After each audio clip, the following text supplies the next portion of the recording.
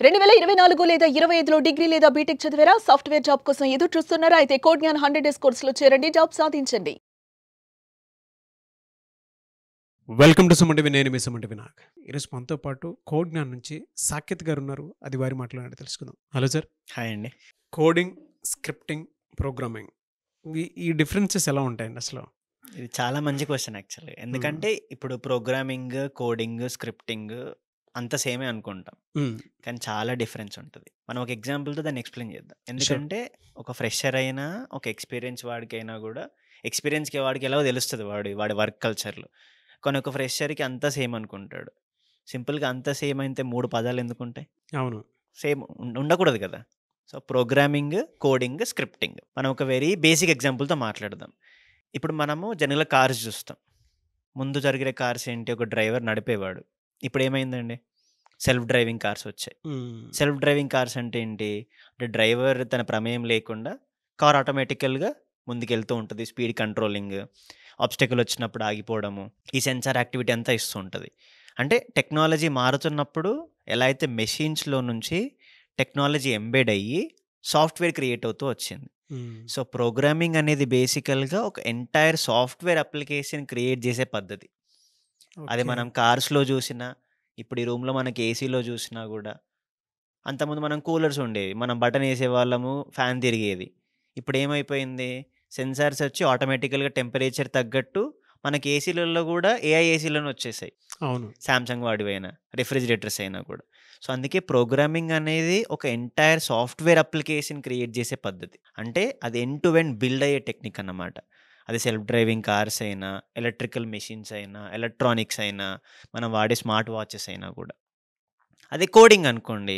ఆ ప్రోగ్రామింగ్‌లో ఉండే ఒక స్పెసిఫిక్ టాస్క్ చేసుకోవడం. ఇప్పుడు సెల్ఫ్ డ్రైవింగ్ కార్ ఉంది.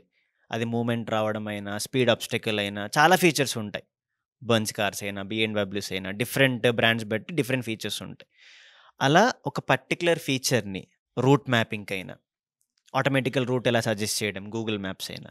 సో, కోడింగ్ అనేది దానిలో ఒక పర్టిక్యులర్ టాస్క్. సో, ఎప్పుడైతే ఒక software application end to end build అవ్వడానికి ఉంటుందో, దానిలో కోడింగ్ అనేది ఒక పార్ట్ అవుతుంది. సో, అందులో మల్టిపుల్ లాంగ్వేజెస్ మళ్ళీ పైథాన్ అయినా, జావా అయినా, సి++ అయినా, సి అయినా డిఫరెంట్ లాంగ్వేజెస్. మన టాస్క్ తగ్గట్టు లాంగ్వేజ్ మారుతూ ఉంటది యూజ్ చేసే టెక్నిక్. ఎందుకంటే ముందు ఒక లాంగ్వేజ్ ఉండేది. టెక్నాలజీ తగ్గట్టు లాంగ్వేజెస్ ఇంక్రీజ్ అవ్వడము, డెవలప్ అవ్వడం స్టార్ట్ అయ్యాయి. సో, అలా ఎప్పుడైనా ప్రోగ్రామింగ్ అనేది ఒక ఎంటైర్ అప్లికేషన్ బిల్డ్ చేసే ప్రాసెస్. ఓకే. కోడింగ్ అనేది దానిలో మనం ఏ టాస్క్ ఎలా చేయాలి. ఇప్పుడు ప్రతి టాస్క్‌కి ఒక లాంగ్వేజ్‌తో అవ్వదు కదా! ఇప్పుడు అన్ని కారు ఏం చేస్తదండి? ఎళ్తది రోడ్డు మీద. అవును. ఒక మనిషి నడుపుతాడు. బెంజ్ అలానే ఎళ్తది, బిఎండబ్ల్యూ అలానే ఎళ్తది. కానీ రెండిటికి డిఫరెన్స్ ఉంటది కదా! అవును. ఫీచర్స్ మారుతాయి కదా! సో, అలా ఆ ఫీచర్స్‌ని బిల్డ్ చేసే టెక్నిక్ కోడింగ్‌లో ఉంటది. ఓకే. ఇంకా దానిలో మనకి బెంజ్, బిఎండబ్ల్యూ, టాటా డిఫరెంట్ బ్రాండ్స్‌కి డిఫరెంట్ ఫీచర్స్ ఉంటాయి. మళ్ళీ కాస్ట్ వేరీ అవుతుంటది. ఎందుకు వేరీ అవుతుంటది?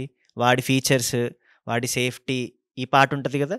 సో, కోడింగ్‌లో మళ్ళీ మనం స్పెసిఫిక్‌గా స్క్రిప్టింగ్ ఉంటది. ఈ స్క్రిప్టింగ్ ఏంటి? ఆటోమేట్ చేయడం. అంటే ఇప్పుడు ఈ డిస్టెన్స్‌లో ఎళ్తున్నప్పుడు ఎంత స్పీడ్‌తో ఎళ్ళాలి? ఎంత యాక్యురేట్‌గా డైరెక్షన్ మనము సడెన్‌గా బ్రేక్ వేయొచ్చా లేదా? ఈ కంట్రోల్స్ అంతా కూడా ఆటోమేట్ చేయడం. ఈ ఆటోమేషన్ ప్రాసెస్ అంతా కూడా స్క్రిప్టింగ్ అవుతది. Oh! So, programming, coding, scripting. అంటే మన డైలీ లైఫ్ థింగ్స్‌లోనే ఇంత డిఫరెన్స్ ఉంటుంది. కానీ ఇప్పుడు ఏమవుతుందంటే కామన్‌గా సేమ్ నేమ్‌గా వాడతారు. కానీ చాలా డిఫరెన్స్ ఉంటది. ఒక ఫ్రెషర్‌కి ప్రోగ్రామింగ్ అంటే ఒక end to end software application build చేసే టెక్నిక్‌ని ప్రోగ్రామింగ్ అవుతది.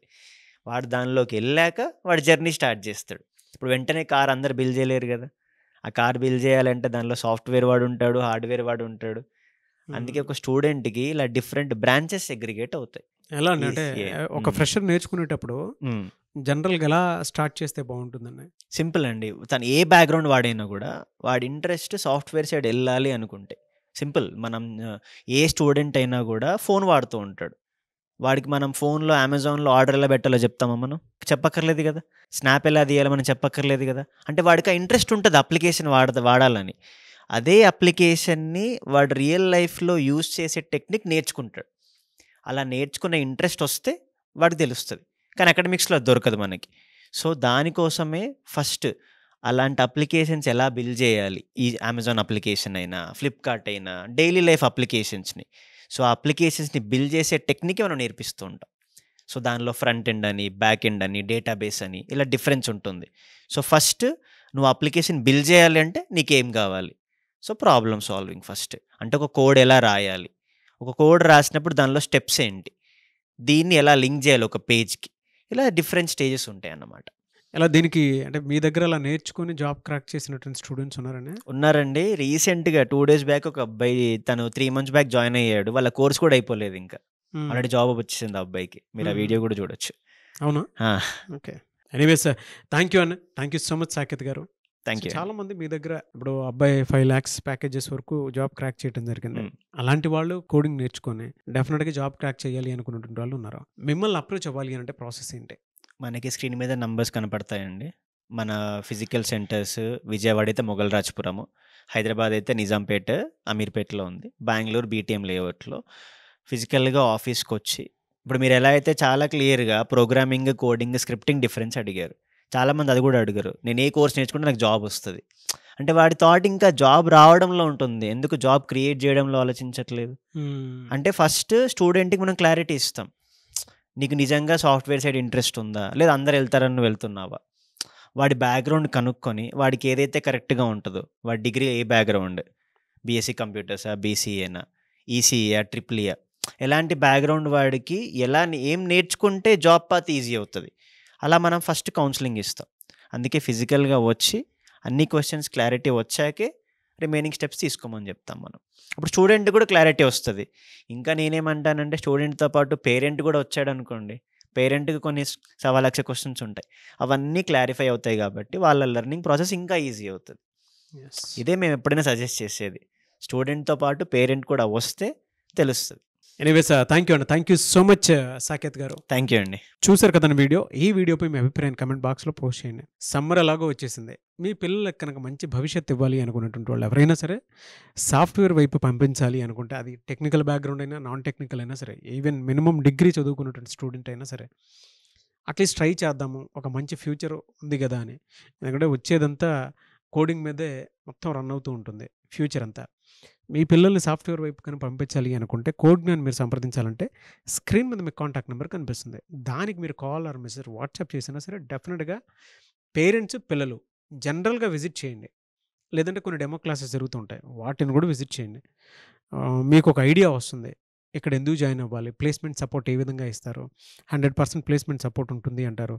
వేల మంది బయటికి రావటం జరిగింది. జాబ్ క్రాక్ చేసి వాళ్ళ సక్సెస్ స్టోరీస్ ఏంటి అనేటువంటిది కూడా మీకు 100% తెలుస్తది.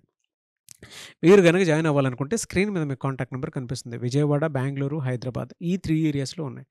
సో, దానికి మీరు కాల్ ఆర్ మెసేజ్ వాట్సాప్ చేసి వెంటనే ఎన్రోల్ చేసుకోండి. అండ్ ఈ వీడియో లైక్ చేయండి, షేర్ మాత్రం తప్పకుండా చేయండి. ఇలాంటి మరిన్ని వీడియోస్ కోసం మా ఛానల్ ఫాలో అవ్వండి. Thank you.